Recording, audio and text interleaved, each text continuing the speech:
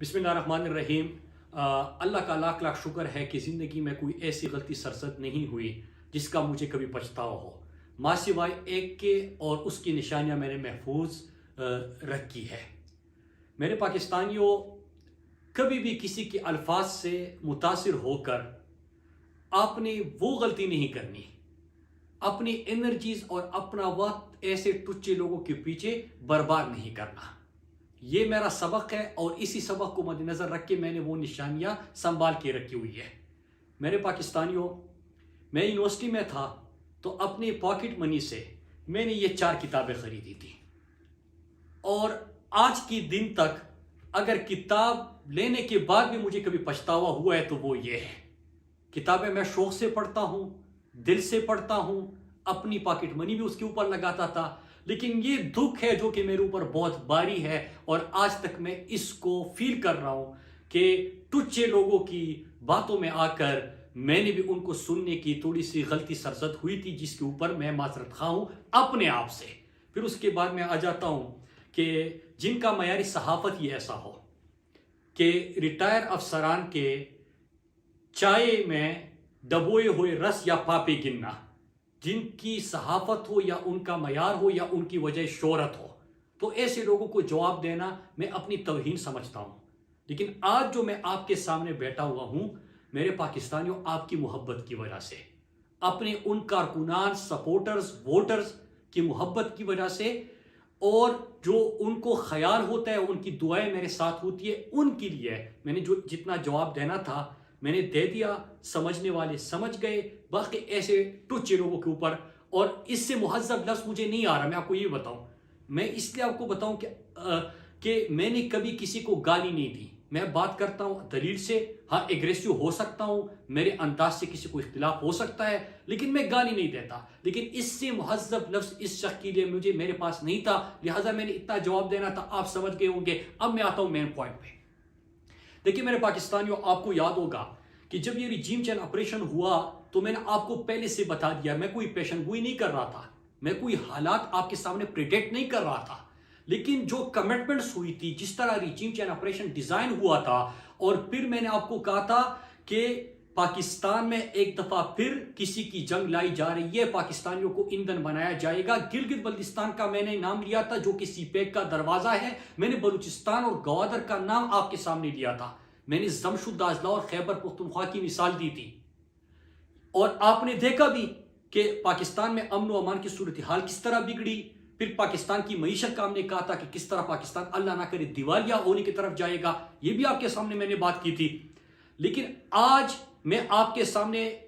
اس کے اوپر بات نہیں کروں گا، میں کل انشاءاللہ آپ کے سامنے ایک دفعہ پھر وہ سلسلہ شروع کروں گا کہ ریجیم چینج آپریشن میں کیا کمٹمنٹس ہوئی، اس کے پاکستان کے اوپر کیا اثرات ہوں گے، ہمارے امن و امان اور ہمارے لوگوں کو کس طرح ایندھن بنانے کی طرف ہم بڑھ رہے ہیں یا یہ بڑھ رہے ہیں، وہ تمام چیزیں اور جو سیکوینس آف ایونٹس ہے اپریل کے بعد، وہ میں کل آپ کے سامنے رکھوں گا۔ آج میں آپ سے بات کروں گا ارشد شریف شہید کے حوالے سے۔ میرے پاکستانیوں، یہاں پہ چند چیزیں آج میں پہلی دفعہ آپ کے سامنے خود لے کے آیا ہوں۔ ارشد بھائی کی جب شہادت ہوئی تو اس کے بعد ہم سب کا مطالبہ تھا، آپ کا بھی مطالبہ تھا کہ سپریم کورٹ ایک جوڈیشل کمیشن بنائے جہاں پہ ہم سب جائیں، اور جو جو ابھی ہمارے ساتھ ارشد بھائی نے شیئر کیا تھا وہ ہم ان کے گوش گزار کریں۔ اس سے پہلے حکومت پاکستان فیکٹ فائنڈنگ کمیٹی بناتی ہے، اور فیکٹ فائنڈنگ کمیٹی جب بنتی ہے تو اس میں مجھے بھی بلایا جاتا ہے۔ فیکٹ فائنڈنگ کمیٹی کے سامنے میں نے 2 دفعہ تحریری بیان، سٹیٹمنٹ، یا ان سے فیکٹ فائنڈنگ کی ڈائریکشن کو ٹھیک کرنے کے لیے، قاتلوں کو پہنچنے تک کہ پہنچ سکے ادھر، اس کے لیے میں نے 10 سے 15 سوال ان کو بتائے تھے، اگر آپ کو یاد ہو، جس میں ایف آئی آرز، جعلی ایف آئی آر کس نے درج کیے، کس کے کہنے پہ درج ہوئے، کمپلیننٹس کون تھے، کون دھمکیاں دینے گئے تھا ارشد بھائی کو کے گھر، کس نے ارشد بھائی کو بلا کے ان کو لائن چینج کرنے کا کہا تھا، کس نے ایف آئی اے، جب ارشد بھائی دبئی جا رہے تھے تو ایف آئی اے کے جو امیگریشن کاؤنٹر ہوتا ہے وہاں سے ارشد بھائی کی تصویر لیک کر دی، دبئی کس کو بھیجا گیا، ارشد کو دھمکیاں دی گئی، ارشد بھائی کو مجبور کیا گیا دبئی سے نکلنے کے لیے، یہ تمام سوال میں نے پوچھے تھے، اور میں آپ کو بتاتا چلوں میرے پاکستانیوں کہ جو فیکٹ فائنڈنگ کمیٹی کی رپورٹ آئی ہے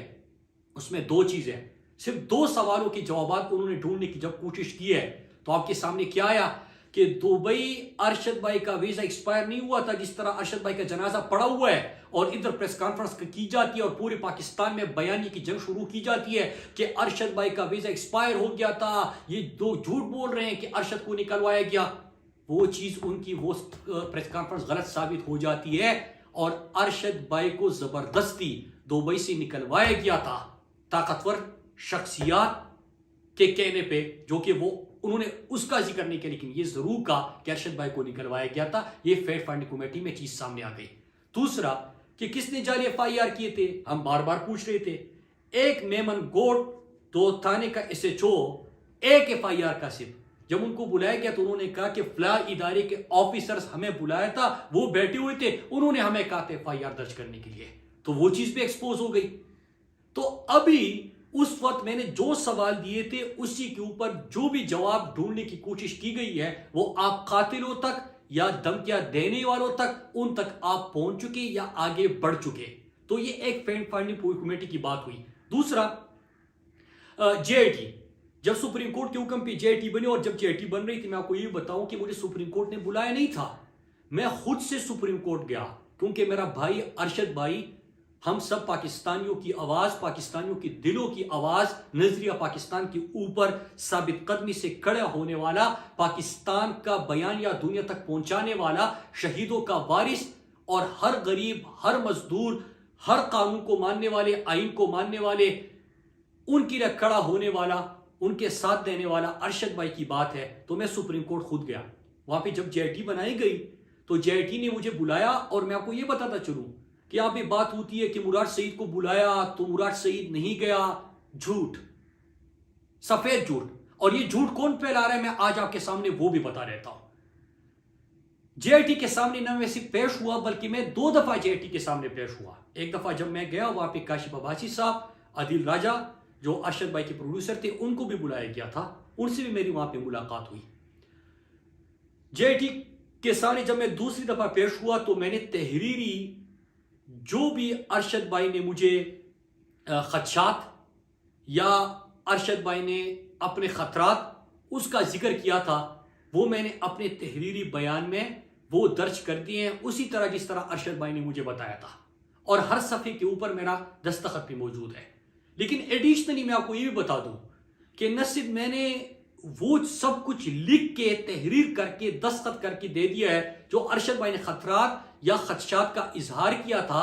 بلکہ میں نے ساتھ میں کچھ سوال اسی طرح پوچھے جس طرح میں نے فیکٹ فائنڈنگ کمیٹی کے سامنے رکھے تھے کہ اگر آپ قاتلوں تک پہنچنا چاہتے تو آپ بیسکس ان چیزوں کے اوپر کام کریں. صرف 2 سوالوں کے اوپر کام ہوا اور آپ کے سامنے کتنے حقائق سامنے آ گئی. اسی طرح میں نے JIT کے سامنے بھی رکھے ہیں. اب سوال یہ ہوتا ہے کہ جب یہ تمام چیزیں میں کر رہا ہوں تو میں اس کا ذکر کیوں نہیں کر رہا؟ یہ جو روز کہتے ہیں کہ مراد سعید کو بلایا، مراد سعید پتہ نہیں کیا. اب میں آپ کو جواب دوں، میں میڈیا نہیں کر رہا. ارشد بھائی میرے لیے پولیٹکس نہیں ہے، ارشد میرے لیے بیانی کی کوئی جنگ نہیں ہے. ارشد کے ساتھ میرا تعلق، میری دوستی، میرا رشتہ بہت بڑھ کر ہے. وہ میرے گھر کا فرد تھا، میرے لیے ان سے بڑھ کر تھا. میں اتنا بے حس نہیں ہوں کہ جنازہ پڑا ہوا ہے اور یہاں پہ بے حس لوگ پریس کانفرنس کرے اس کے اوپر. وہ بندہ اس کے دوست بننے کی کوشش کرے، ٹی وی پہ آئے، جس کے ساتھ ارشد بھائی نے کبھی بات نہیں کی ہوگی. ارشد تو عزت سب کو دیتا تھا جو بھی اس کے پاس آتا تھا، لیکن ارشد بلیو نہیں کرتا تھا. پھر اس کے ساتھ میں ایک اور چیز بھی آپ کو بتاؤں کہ میں نے جو کچھ بھی تھا وہ وہاں پہ مطلب اپنے بیان میں درج کر دیا جو ارشد بھائی نے بتا دیا تھا. اور اس کے بعد 2-3 چیزیں میں آخر میں کچھ سوال چھوڑ کے جا رہا ہوں. وہ یہ